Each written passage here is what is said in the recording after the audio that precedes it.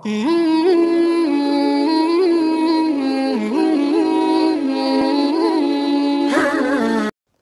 alaikum, everybody. Now, some of you might remember me. I put up a video last year talking about how I reverted to Islam, and I put up a couple of other videos that talked about kind of my transition and my journey into Islam and some of the things I was going through. To give you a bit of background, I wasn't religious before I became a Muslim. My family are not religious, and I really always knew deep down that I was a Muslim. I always knew that I was Islam, but I didn't really quite know how to get there. So before I start going into all of that, for the people that do remember me and do remember the videos that I put up, I decided that I was reverting to Islam, and then I took my shahada, mashallah. But then it became so overwhelming that I literally, I didn't go mad, but I just could not deal with it. It was so much to remember, so much to take in. I was being told this, that, this, that. I was getting a lot of abuse on my videos, not from brothers and sisters, of course, but from white British people, mainly, that I could tell. I was also getting hate mail and abuse from old friends. I was unfortunately attacked in my local supermarket. Well, it's a centre, it's a shopping centre, in the toilets, verbally and mentally. It was getting very difficult for me. And at that time, because I was such a new Muslim, I didn't realise that this is Allah's way of testing the people that he loves and the people that he wills, inshallah. But I just kind of couldn't deal with it. And it wasn't that I left Allah or anything. It was just that I couldn't deal with it. And so I kind of went off and I secluded myself, and I didn't go to the centre where I go and pray normally and things. And I just couldn't deal. And these are the things that, as a revert, you are not told, really. You're not told. And I felt alone and I felt sad, and some of the sisters did keep messaging me and did keep trying to get to me, and I just blocked them on WhatsApp and everything because I just couldn't deal. I could not deal, and that's the truth of the matter. So I just kind of went on doing my own thing. I was afraid to wear my hijab. I was afraid to go out with my son in hijab in case someone attacked me or abused me. And then, because when I first became a Muslim, I had a sign.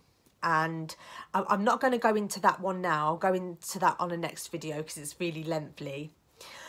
But what happened is, so I kind of almost strayed away from Islam, which is bad.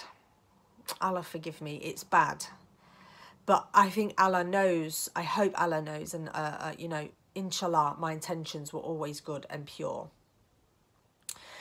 And I strayed away, and then I just started to get really depressed and down and not really knowing who I was anymore or what I was doing, and I felt lost. Obviously, I just felt empty, which is what happens when you don't put your trust in Allah.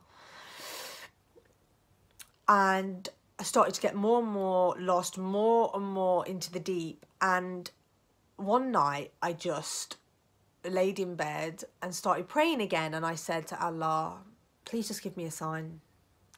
If it's all as it is and what I believe it is, if you can help me get back to Islam, please just give me a sign. And in true Allah style, I got my sign the very next day. So I know people say that you might, because you're looking for a sign, then you get it. But I don't believe that's true, because nothing just happens like that. So the next day I was having a manicure. I have bad nails, and I bite my nails a lot. So I had a manicure, and this lady, I'd never been to her before. She's not my normal lady that I get a manicure with. I found her online and I went to her house, and it's in the UK it's Christmas, and most houses have decorations up, or at least cards on the windowsill. And I went to this lady's house for a manicure, and I got to her house and I thought, there's no Christmas tree, there's not even a card on the shelf, which is kind of strange, I'd say, especially like where I live. I don't live in a Muslim area. I live in a very white British area at the moment, and I stick out like a sore thumb, but that's a whole other thing we'll talk about. But I don't mind, because I love Allah, and that's all that matters. It's the relationship between me and Allah. But yeah, so sorry, I'm laughing because I wrote some poetry about this, and it just makes me giggle because when I said before, when I was being abused, people used to shout to me that I'm a jihadi, and I was like, I don't think you really know what that means. But anyway, so anyway, by and by, I went to this lady's house, and I said to her, just out of curiosity, I said, because I thought she might be Muslim. I said, well, you don't have a Christmas tree or anything? She was like, oh, no, we don't celebrate Christmas. I was like, okay, some people just don't celebrate Christmas because it is a satanic festival. Well, it's pagan for sure. In my knowledge, I'm just saying what I believe it is. I might be wrong. Correct me if I am. And I was like, oh, okay. She was like, oh, because I'm a Jehovah's Witness. Now, I'm not going to lie. I don't know that much about Jehovah and Jehovah's Witnesses and what they stand for.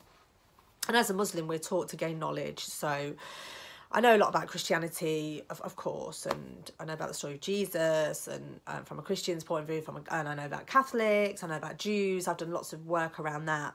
I don't really know that much about Jehovah. So she started telling me, I asked her, I said, can you tell me what it is to be a Jehovah? And she started telling me, and the more she was telling me, the more, all I could sit there and think was, I am a Muslim.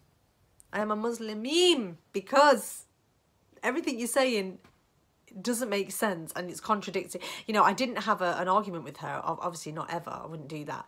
But I was just nodding and agreeing and, you know, just listening. And you know, I asked her, so where does the Prophet Mohammed come into this? She's like, oh, I don't really know. She didn't really know. Anyway, she was a lovely girl, very, very sweet.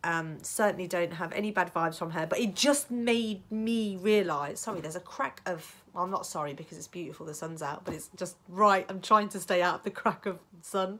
But thank you, Allah, for the sun. It's beautiful. So, mashallah, I was given the sign. It made me re-evaluate who I was and my Islamic beliefs. And so I needed that. I needed the kick up the bottom, basically, to say, well, you're definitely not a Jehovah.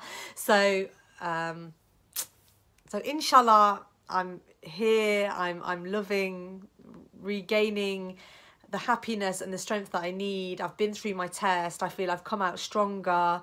And we're always getting tested. It might not even have been a test, as you know. It might not have been, but I feel it probably was. So, yeah, and I dream a lot. I have dreams, and I believe that Allah has given me signs in my dreams. And I used to have this dream that I was walking down this street. It's a street in town, and I always walk down this street, and then I go into a building, and I never know where I was. There was always people in there. It wasn't a nightclub or like a shop, but I was just always in there, and then I never really knew why I was in there. And I was in bed the other night, and I was thinking about this reoccurring dream. I think I've had it like 3 or 4 times. And it just, the penny dropped for me last night. I realised where I was. I was at the centre, going into the centre in town that I don't even think existed when I first started having this dream. And it's essentially the mosque, but it's called the City Retreat, and it's open for all. Anyone can go there. You don't have to be Muslim. And that's where I was going. And the penny just dropped last night that's the building I was going to on Churchgate, which was the street I always used to walk down in this dream. And it's just, oh, mashallah. God is so great, you know. I don't know how more to explain it. So they were my signs. That was all I needed. Now I'm fully wearing hijab again, and I just didn't go out to wear hijab, so it wasn't that I wasn't wearing hijab. I think I went into town once without it on, and I felt naked. I will do, I'll do a video on, inshallah, I'll do a video on when I first became Islam and how I got to that. I'll do a video on wearing hijab. I'll do a video on telling my family, because they're not religious, they're certainly not Muslim. They are, we're all Muslim, but I mean, they're not reverts to Islam. So I'll do a video on those three things for sure. Here in the UK, it's about to be Christmas, so I should have more time to do video, because yeah, and I'll talk about how I've had to change a lot of things in my life to fit with Islam, and to do, obviously that's what I want to do, and what we will to do, what we have to do, sorry, is to obey Allah, and that's what I do, and I totally sacrifice and give myself to Allah in any way. But it's not easy. Like, you can't just wake up one morning and be like, well, you can, I'm Muslim, and drop everything. But it is it's a progression of things. Like, I don't drink, smoke, all those things, but it's a progression. You know, it's culture and things you're used to doing, and you know, it all takes time. And at the beginning of my journey, I didn't realise that. I thought you just drop it all and that's it, don't talk to no one, just become Muslim, keep your head down, do what you... It's nonsense. You can't do that, because that's not the world we're living in, and you know, you just have to live by Allah and keep asking for strength and do your prayers. And you know, it's not easy learning to pray. I'll do a video about that as well. You know, learning to pray 5 times a day, it's not easy when you've never done it. And it's just about having a pure intention to do it and learn. As long as you can do that, like you're halfway there. You're halfway there to pleasing Allah, and that's all that matters in Islam. So I'll do a video about that, because I do feel like some reverts, especially white female reverts, that might come from a similar background to me. I don't mean you don't have to be white, but you know, similar background, like British, UK born girl or brother, sister. It's difficult, because we have a lot of culturally explicit things here that make it, I think, make it more of a test for us in a way. So I'll talk about some of those things in another video. So I'll upload some videos. So I just wanted to say I'm sorry, you know, if you thought I just left. That was the reason I just left, and I'm back now, mashallah. And just subscribe, and you can follow me on Facebook. Samantha is my name on Facebook. That's my Islamic name, Syra. Oh, there's a story about that as well, so maybe I might put that story up too. There'll be lots to tell. So if you're thinking of reverting, or you are a recent revert, just reach out to me, put a comment anywhere in the world. I'm happy to talk, inshallah. And just have a wonderful day. If you have sunshine, like we do, enjoy that, get out in the sun, and just be safe and trust in Allah. Okay then, so salam, bye.